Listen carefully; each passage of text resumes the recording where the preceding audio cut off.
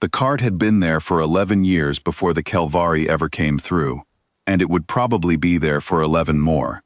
That was the nature of Kelvari Station. Things settled into it the way silt settles into a river bend, slowly, without ceremony, and then forever. I had been running the cart for 9 of those 11 years.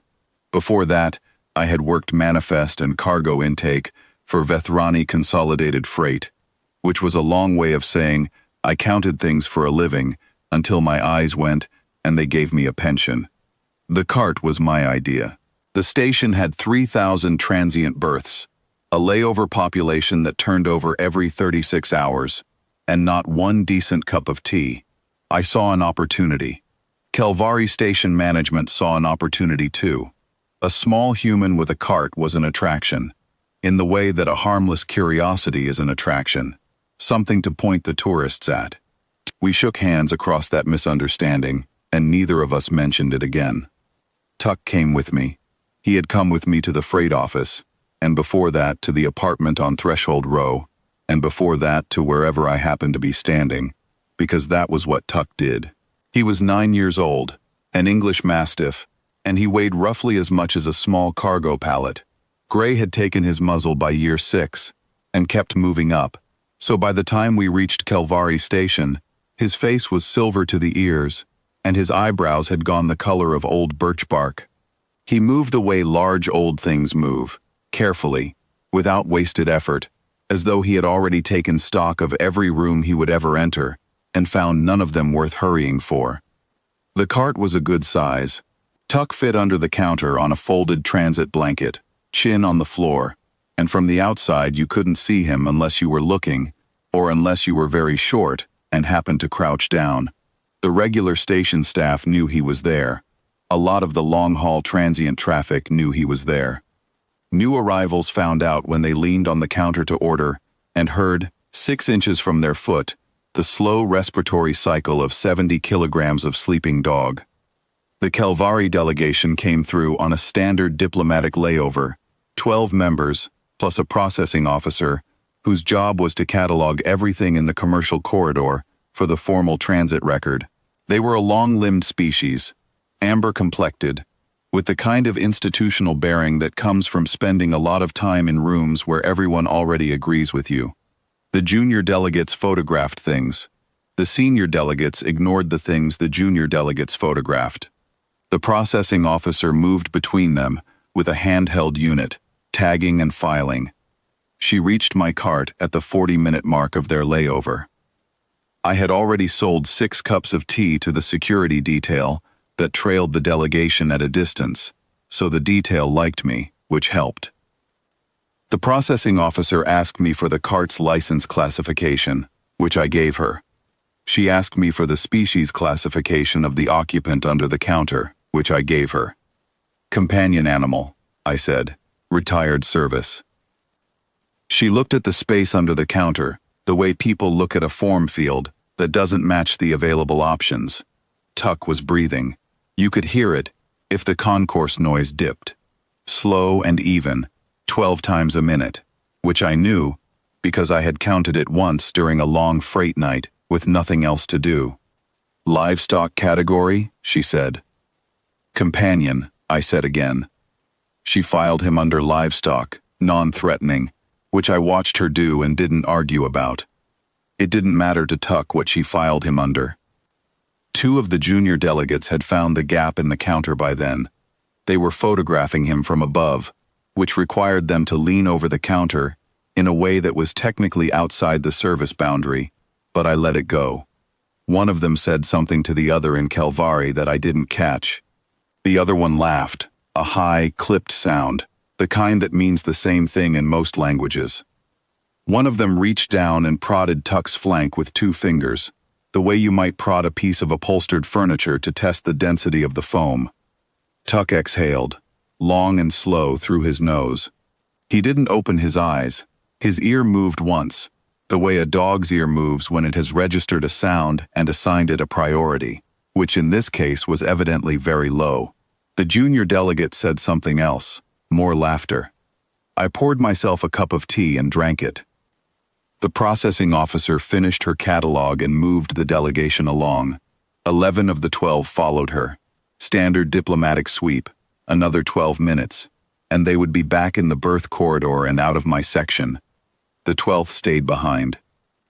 She was at the back of the group, and I hadn't noticed her particularly, older than the others, which in Kelvari terms meant the amber of her complexion had deepened to something closer to bronze, and the institutional bearing had settled into something quieter, more personal.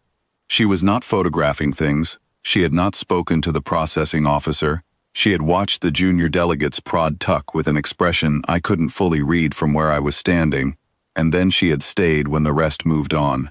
She crossed the concourse to the cart alone, which was not something the delegation's security protocol encouraged, and the detail at the perimeter registered it and let it go, the way you let go of things that don't fit your available response categories. She stopped in front of the counter. She looked at me once, not long, just an acknowledgement, the way you acknowledge a door before you open it. Then she crouched down.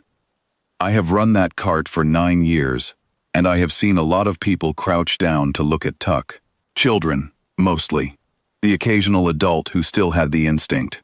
What I had not seen, before that afternoon, was a Kelvari diplomatic attaché of senior rank fold herself in half on a public concourse to put her face level with a sleeping dog.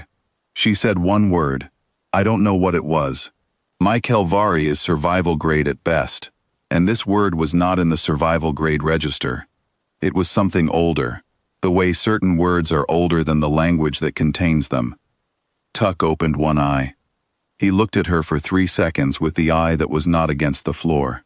It was his assessment look, the one that was neither warm nor cold, just present, the look of something that has been evaluating rooms for 9 years and developed a reliable methodology.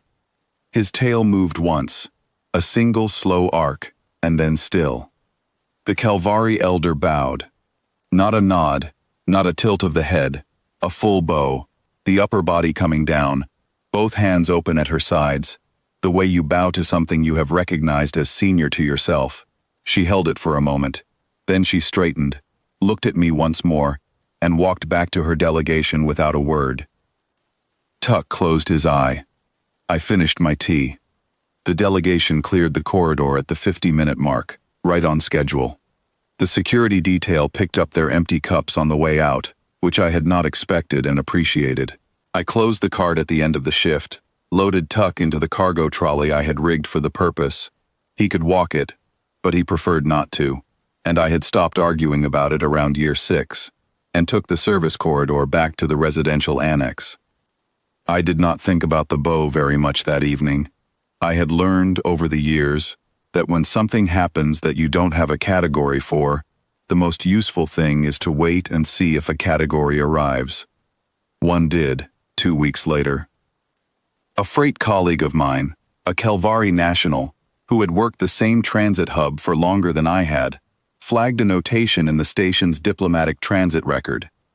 The Kelvari delegation had filed their corridor catalog on departure, as required. The processing officer's entry for my cart listed, licensed commercial food service, human operator, companion animal livestock non-threatening, no action required. The senior attaché, the elder, the one who had crouched down, had filed a supplemental notation in her own record. My colleague translated it for me over a slow evening drink. He read it twice before he said anything.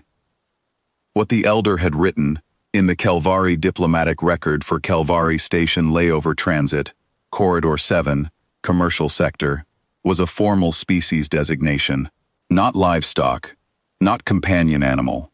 The designation was old enough that my colleague had to look up the character set, and it translated, more or less, as Guardian Class, Ambient Authority, No Approach Without Recognition Protocol. She had filed it under my cart number. Tuck was asleep on the floor of the annex when my colleague told me this. He was doing the 12 breaths a minute thing, chin on the tile, ear moving once every few minutes for reasons known only to him. The same thing he had been doing under the counter when the junior delegates prodded him and laughed.